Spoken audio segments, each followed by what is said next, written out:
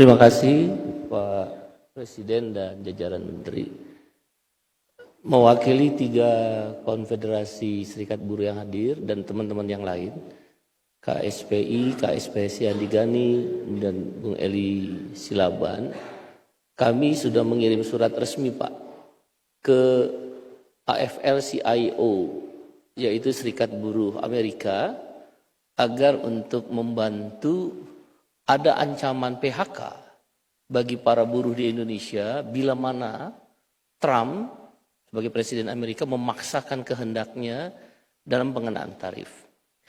Terkadang jalur seperti ini sedikit efektif karena kami berkeyakinan kehadiran Pak Presiden ke dalam forum demi forum, pertemuan demi pertemuan selalu memberikan optimisme kepada kami, setidak-tidaknya kaum buruh, bahwa tantangan yang kita hadapi, seperti Bapak sampaikan berulang-ulang, termasuk hari ini, harus dihadapi bersama. Oleh karena itu dengan cara kami, surat itu kami layangkan, meminta kepastian agar Trump mempertimbangkan kembali dampak kebijakannya kepada buruh di Indonesia. Dan kami adalah anggota International Trade Union Confederation, dan saya salah satu pengurusnya di tingkat dunia di Brussel, di Belgia. Itu biasanya diadopsi oleh Serikat Buruh AFL-CIO, dan mereka akan bikin semacam executive summary terhadap ancaman PHK di negara-negara yang dikeluarkan dengan adanya kebijakan tarif Trump. Yang kedua, Bapak Presiden yang kami cintai, ini data fakta lapangan, tentu akan diuji 3 bulan ke depan. Laporan dari teman-teman serikat buruh di tingkat perusahaan, mereka sudah diajak berunding oleh beberapa pimpinan perusahaan bahwa akan ada efek PHK terhadap kebijakan tarif Trump. Tadi sudah disebut tekstil, garmen, sepatu, sawit, elektronik, dan juga komponen suku cadang otomotif. Kebanyakan dari perusahaan ini, misal di tekstil, dari catatan serikat buruh di lapangan Pak ya, di tingkat pabrik Bapak Presiden, itu mereka kan pemainnya Taiwan, Hong Kong, Korea. Mereka itu punya juga pabrik-pabrik di beberapa negara. Yang tadi Bapak sudah sebutkan, Pak Menko sebutkan, dan Bu Sri Mulyani sebutkan. Sehingga ancaman untuk memindahkan ke negara-negara itu terjadi. Maka akan terjadi efisiensi, bahkan tidak menutup kemungkinan ditutup perusahaan. Tapi baru mau diajak berunding. Oleh karena itu ancaman PHK ini kami kalkulasi, sekali lagi ini baru kalkulasi Pak Presiden, bisa jadi salah. Dalam 3 bulan ke depan di industri-industri yang menjadi anggota serikat buruh itu 50.000 lebih buruh akan terancam PHK. Tapi dengan optimisme yang tadi Bapak jelaskan dan beberapa menteri menjelaskan situasi ekonomi makro, mudah-mudahan itu bisa menghambat terjadinya PHK tersebut. Oleh karena itu izinkan kami, Pak Presiden, ada beberapa usulan dan saran melalui forum ini. 1, segera dibentuk Satgas PHK Pak. Jadi nggak gerabak-gerubuk. Kalaulah terjadi PHK, kita sudah siap.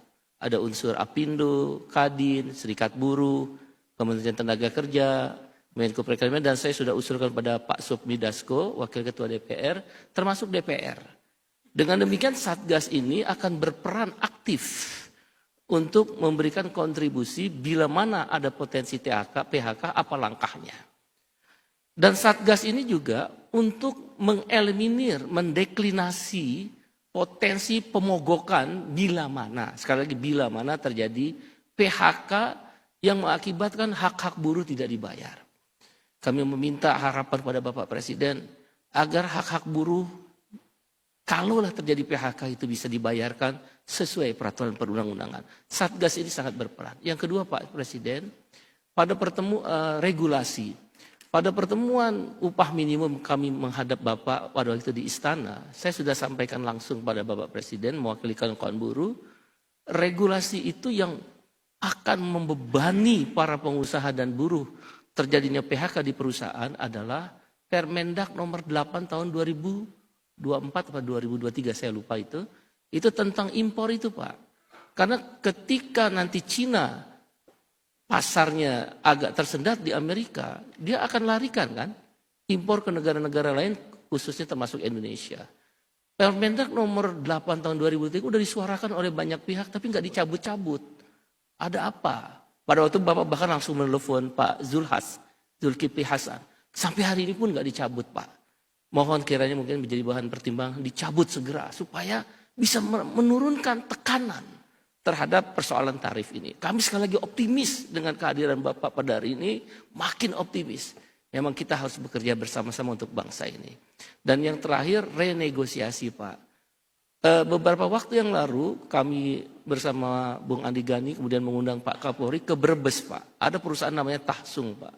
Dia ada dari Taiwan, Nike, Adidas, Puma. Salah satunya pasar ke Amerika. Dia akan mengembangkan sampai 25.000 karyawannya. Nah, bahkan 50.000 untuk tahun-tahun ke depan. Ini dari Vietnam dipindahkan ke Indonesia. Nah, tentu dengan persoalan tarif Trump ini, dia pasti akan menunda pengembangan itu. Karena dia akan mencari perusahaan Tahsung yang beroperasi di negara lain yang dampak tarif Trump ini tidak akan terasa di negara yang akan mereka pindahkan. Oleh karena itu renegosiasi menjadi penting khususnya di industri-industri persepatuan Pak. Persepatuan kita agak lumayan Pak. Nah perusahaan elektronik Pak Presiden kebanyakan itu ekspor ke Amerika misalnya seperti kelompok Panasonic, kelompok Toshiba itu Pak, ekspornya 100% ke Amerika Pak sekarang. Jadi sangat terasa sekali akan terjadi pengurangan karyawan. Kebetulan saya bekerja di perusahaan elektronik. Begitu juga suku cadang otomotif. Walaupun kita tetap optimis, tidak ada salahnya kita juga mempersiapkan diri. Demikian Bapak Presiden. Terima kasih. Terima kasih. Silakan Pak Wijayanto dulu mungkin. Habis itu Pak Aris tadi.